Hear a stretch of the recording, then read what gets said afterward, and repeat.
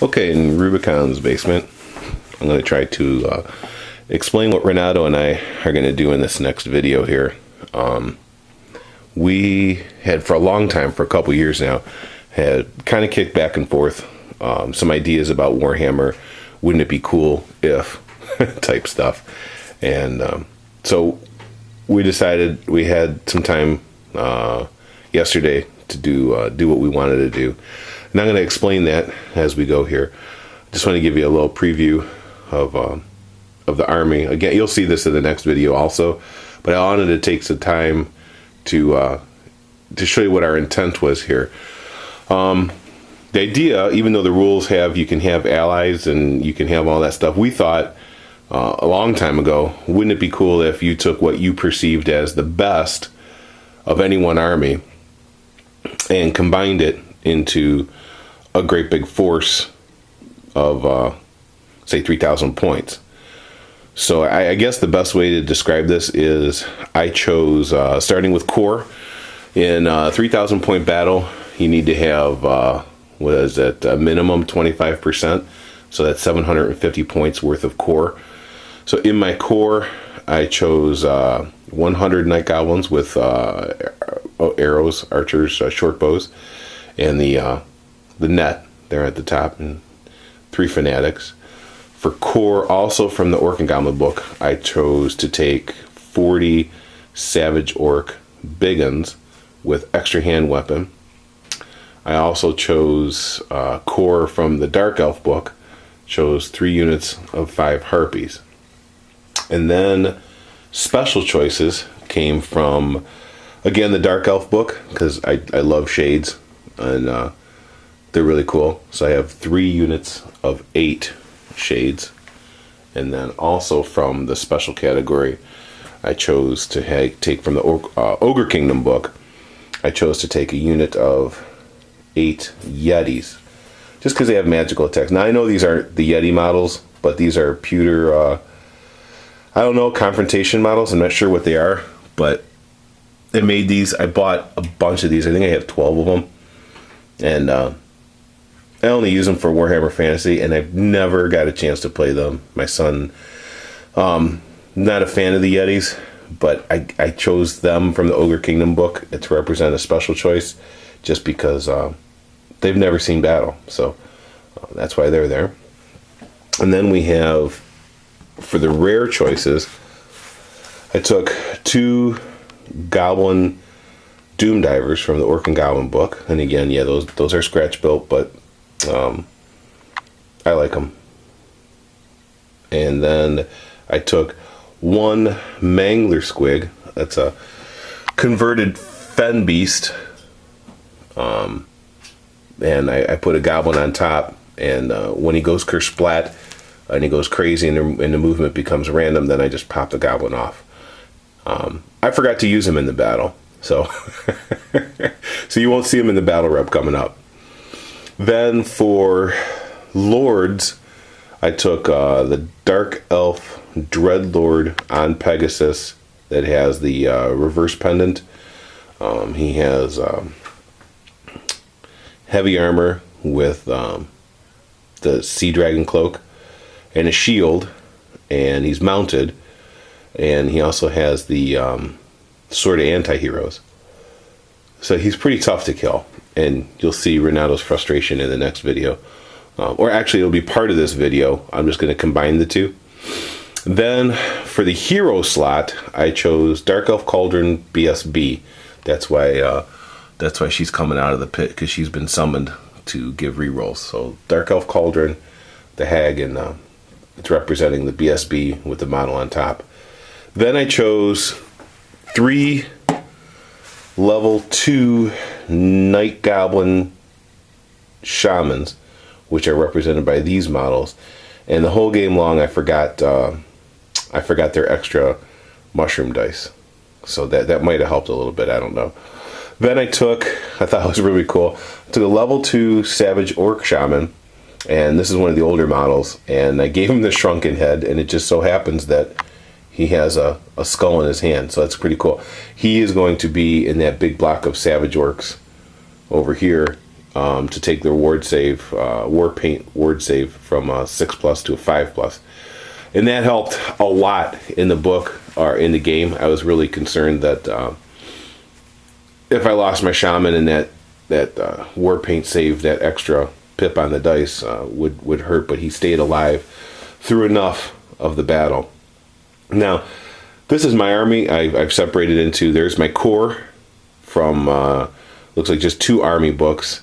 I have my character selection from just 2 army books. My rare came from just the Orc and Goblin, and then actually the only other race besides Orc and Goblins and Dark Elves is the Ogre Kingdoms, and they're not even ogres, they're Yetis. So some things I didn't even consider for this army. I brought the Yetis just because magic attacks. I mean, I know Renato's playing good guys in the battle coming up, but I just took them for their magic attacks. I thought, I don't know why. And thinking about magic attacks, he was surprised that I did not bring any spirit hosts because I find them incredibly hard to deal with. And I completely forgot. I just didn't even think. Now, we are using some of the rules as far as if you're trusted allies or not trusted allies. That's going to come into play with these Yetis because they cannot use the reroll of the General or the BSB because Dark Elves and Ogre Kingdoms are whatever that next level up is. I can't remember what it is, but they're the level and such that they can't use the General's leadership or the reroll of the BSB. So that was a problem for the Yetis. But let's see. Yeah, the Spirit Hosts, I didn't even think about that. I mean, I'm always afraid of the Terrorgeist. I could have used the Terrorgeist with the Scab Breath. That would have been awesome. But as you'll see when we run down Renato's army list, he had a gun line to the 9s, man. He had 4 cannons, and I didn't even think about it, but he brought trebuchets from the Bretonnian army. That was crazy. And 2 Dwarven Stone Throwers, 2 Empire Mortars, 2 Dwarven Bolt Throwers. He had, well, we'll go over his list. I mean, you'll see what he has. He also had Teclis, and he had a Hierophant, so he could bring the Casket of Souls. And we'll go over this. I just wanted to make sure. This was a fun thing to do, and one of the reasons why we chose to do this was just because sometimes you get units and you want an army, so you don't have to buy the whole army to play the unit that you really, really like. If I could play Warhammer this way, it's kind of fun, and some things are kind of broken when you combine them, like having the ability to give the Cauldron an extra attack to Savage Orc Big Guns that are already frenzied, which they 3 attacks across the front. Big Guns with the chopper on the first roll, they're strength 5. 3 attacks across the front. To use the Cauldron to buff them to 4 attacks across the front is kind of broken. But we allowed such things because the Cauldron doesn't say, it says any friendly unit. It doesn't say any friendly Dark Elf unit. So we allowed some leeway. Like the Anvil of Doom for the Dwarf army, it specifically says unengaged Dwarf unit or something like that specifies it, that it can only be used for that army. So that's how we rolled it. Some things that we were thinking about doing is... so anyways, getting back to my point. If you got models that you like for a particular army, but you don't want to collect the whole army, this is kind of a cool way to introduce them to stuff. And if you have some stuff painted from a variety armies and you want to go to the hobby store or show off what you have painted but can't feel the whole army of Orc and Goblins or a whole army of Dark Elves or Ogre Kingdoms, if you can maybe swap their specials there and their rares there and characters and core and interchange them, so long as you stay within the 25% and the 50% limitations of the total army. We had some fun with this because it gives you combinations of stuff that you don't normally see, and we didn't really cheese anything out, and it seemed to play a lot looser and more fun. And I should say that I had a meeting at the office in the morning, and so I got back a little bit later than I anticipated, and we had to leave, or I had to leave to go get my son from school, and so we didn't have a whole lot of time to play. And in fact, my preamble here is going on 10 minutes here, and the entire game on video took only about 15 or so. So I had to leave early. Things are rushed, and we made a couple mistakes. And I'm going to end on this note. I'm at the 10-minute mark because at about, when I combine these two, it'll be at about the 19, maybe the 20-minute mark.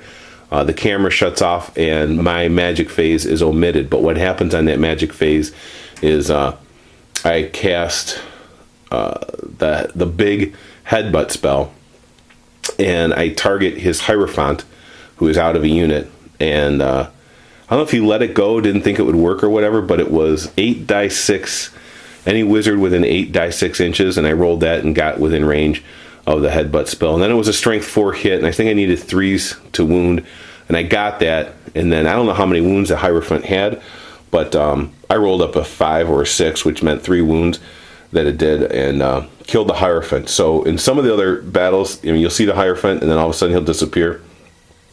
And then that's why the Casket of Souls are starting to get wounds on them, and that might not have been addressed in the video. They are taking wounds and losing combat, and he's pulling them off the table because he had already rolled dice and we were in a hurry. So I hope you enjoy this video. I hope you enjoy this this preamble here, and if anybody has any ideas, or if they like this or see any other kind of combinations that they would want to see or play on their own, it's, you know, it's pretty fun. It was a lot more fun than I actually had anticipated. So looking forward to doing another one. I will be good guys next, and he will be bad guys. So I'm working on some cheese. All right, guys, thanks for watching Rubicon's channel, and that's it from the basement. Thanks. Rubicon's basement, playing a game that we wanted to play for a long time. So here we go.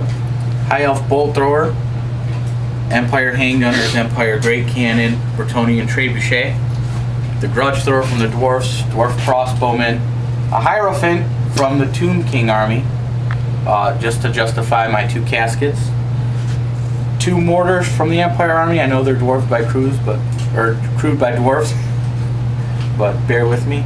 Dwarven Bolt Throwers, Great Cannons, Delirian Reavers with Techless on foot. He wants to be a shade, though. Yes. He's all black. Trying. Empire Handgunners again, Dwarf Bolt Thrower, 2 caskets like I said before, High Elf Bolt Thrower, High Elf Bolt Thrower, Grudge Thrower, and another Trebuchet, and then some Dwarven Thunders. And this is Battle of the Past, too. And I have 8 shades, extra hand weapon, 8 shades, extra hand weapon, 8 shades, extra hand weapon. I have unit of 5 harpies, 5 harpies. I have a doom diver. I have a level 2 shaman. I have a level 2 not shaman, night goblin shaman. I have dreadlord on Pegasus. I have 40 savage orc biggins with the extra hand weapon and level 2 orc shaman with the shrunken head. I have cauldron, who's also BSB. These are representing my yetis because I love them and I think they look cool. So those are my yetis for my ogre contingent. More shades, another doom diver, 100 night goblins with bows, nets, and maybe fanatics. That's why they're there. Anyways, Renato got first turn, and we'll go on for his movement phase. All right, and in the good guy contingent, the only movement besides the Vanguard over there was to move Techless back into the handgunners. So we're on to good guy. I'm going to call it that because you have High Elves, Empire, and Tomb Kings. Dwarves. And Dwarves. Oh, a multinational force. And Bretonnians. And Bretonnians. Dang. Okay.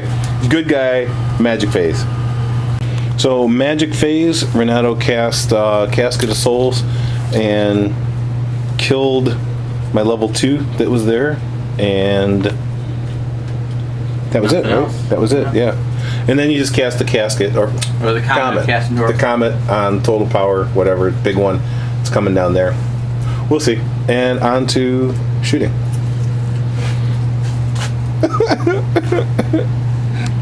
All right, so we're going to do Renato's...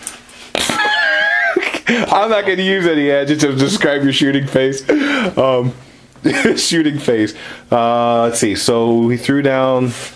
This one missed. This one didn't do anything. This one blew up. It was a mortar. Yeah. This mortar hit the night goblins and did like 5 or 6 wounds or something like that. This stone thrower hit the night goblins and did like 9 wounds or something. And this one did a direct hit and hit like 15 wounds. Yeah, so I lost 35 night goblins out of that unit, and they didn't like it so much, and they panicked and took the level 2 with them, but not off the table. Doomdiver's okay. So now in Renato's next turn of shooting, he shot 4 cannons. 2 hit the orcs. And went through, but the first guy on each of those cannon hits passed their 5-up ward save thanks to the shrunken head. So it didn't plow through the ranks. So now we're on to regular shooting. Regular bolt thrower and regular shooting. Okay. We'll get back for part 2 of Renato's shooting phase. All right, so in the rest of shooting, both shades passed their leadership test. He knocked out a bunch between Dwarven crossbowmen, Empire handgunners, Dwarven thunderers, and bolt throwers, and all kinds of crazy shit. So his turn, thankfully, is over. And all right, my turn beginning. Okay, in movement, the Yetis leaped and bounded over the impassable terrain. Wah! Savage Orcs came up, took 2 wounds, 3 wounds casualties from that dangerous terrain pit of hell. Shades made the charge, but stupid me forgot high elves always strike first, so they'll be dead. Dreadlord moved up, Harpies moved up, Shades stayed put, and Shaman moved up. Magic, we're on the magic phase. Bye. Alright, in magic we tried to cast Gift of the Spider God on the Shades to give them poison attacks, but didn't make the casting value. Then we tried Big Gork's Warpath. Or Foot of Gork. Foot of Gork. Upgraded. There's an echo in Rubicon's basement. And I got a 16 and didn't make the 18 casting value, so there we go. On to Move Magic. We're going to do shooting. Alright, so we forgot about the comet at the beginning of my magic phase, and it came down, put 2 wounds on the Yetis, but they have the 5+ ward save from the Cauldron, but did kill 7 Savage Orcs there, and there were 9? No, killed 5. Did it kill 5? Yeah, I wounded 7, killed 5. Yeah, killed 5, because I had the Shrunken Head 5-up ward save against it. Again, forgot about the Shades, not going first against them. They beat them, ran. These Shades took out the Bolt Thrower, panicked the Thunderers, not Thunderers, what the hell are those guys? Empire Handgunners. Mm-hmm. And that's it. Bad Guy Alliance over. Good Guy Alliance, turn 2. Alright. Movement. The Reavers chased down the Shade. Teclis moved back. Handgunners rallied. He just rolled up 12 power dice. His magic. I was really hoping for 2 power dice to roll up. So anyways, okay. We'll get back after Bad Guy Magic. Oops, sorry. Good Guy Magic. Bad Guy going to die. Shoot. Alright, so Renato's magic phase with Teclis the Magic Whore. Every ability known to man. Eventually what happened, he chain lightninged off the General. Hit off the General, hit the Shades, killed all the Shades, killed 1 Harpy, and then stopped and didn't go to the Savage Orcs. But then he got Ice Shard Blizzard off, and he Casket Souled me twice, but I rolled dice to dispel both Casket Souls against the General. But I do have Ice Shard Blizzard on my General right now, and now he's moving into shooting phase. Alright, in Renato's shooting phase, he shot pretty much what you explain. This guy's broken. It's got the, I did. No, your guy is broken. Look at that. I did Teclis bitch. 3 different magics at him, and each did extra d6 strength 4 wounds or hits, and nothing because he has that ward save and that armor. Yeah, he's on a flying creature, so he was. This bolt thrower, these handgunners, this bolt thrower, these handgunners, this bolt thrower, and all 3 of these cannons all shot at him, doing nothing. Either overshot or reverse pendant the strength of it. Or... And he saved everything because his armor save is a 2+, and then his ward save is whatever my strength is, which is the worst item in the game. He's a pimp. But on the other hand, he's got a cannon that can't fire next turn or the next. This turn or next, and this turn or next. Right, and that one this turn or next. And so anyway, so that's where we're standing. And on to Bad Guy Alliance turn 2. Can you believe we're only on turn 2? Alright, so Dark Elf movement phase, we had charges. We got the Harpies into this bolt thrower. We got the Lord into the Dwarf bolt thrower. We got these Harpies past their stand and shoot reaction. They lost one going in the handgunners there. Yetis marched up. Savage Orcs, how many lose out of that for dangerous terrain? 5. That's right, lost 5 dangerous terrain there. These Harpies charged the Reavers that were on the edge of the table and caught them, actually. These Night Goblins that panicked way early in the game. They rallied, so they moved up. The Shaman left the unit to go forward, and this Shaman here moved up. And so the Cauldron moved up, passed on. We don't have a shooting phase now except for the bolt throwers, but they're going to pass on the 5-up ward to the Yetis, which, sorry Renato, I have to do it because those look awesome as Yetis. I don't care what anybody says. Alright, we need some Doom Diver action to help out here. Oh, it's been recording the whole time. Oops. Thanks, Ralph. Oops. Hear us talking giddy. Oops. Alright, so you guys probably know what happened then. Pegasus Rider went in there, and we're looking up Gunner's Pride there. Harpies here. Picked off a crew. Suffered 1 in return. We bounced there. That's pretty much where we are. Bad Guy turn 2. Stubborn. They're stubborn. Oh, we could still lose. No, they're fine. Renato's turn. Renato's movement. It's all techless moving, and that's it. And then reformed. Oh yeah, my bad. Reformed them, and reformed. The Dwarven Crossbowmen up there, and Dwarven Thunderers down here, and so we're kind of looking like this now. Here on his magic phase, I have 3, and you have what? A pile. You got 8. It's got a pile of dice for magic. Mm-hmm. Because your magic is ridiculous. So he blew the Savage Orcs. Yep, that's right. He blew the Savage Orcs back, and I only lost 1 guy from the dangerous train this time. He ice shard something blizzard my Harpies off the table, killed them all, and that was it, right? Oh no, you tried to light of death. You killed a Yeti with light of death times 2, right? And one I dispelled, and the other one went through. I hate the light of death, and so that's where we're at. We're on to shooting. All right, Renato's shooting phase saw the Yetis take enough wounds to make them cause panic, and the handgunners right there, right in front, managed to pick them off. That Cauldron giving them the 5-up ward save helped, but not in this case. I didn't roll anything to help him save. So he managed to do, what, 6 wounds to that unit, which is enough to take off two Yetis and cause the panic. And then cannons shot Savage Orcs and did 3 more wounds there. And now we got to do... all because of these hit your Yetis. Yeah. It's a lot of guns. Look how big the pie plate is. Looks...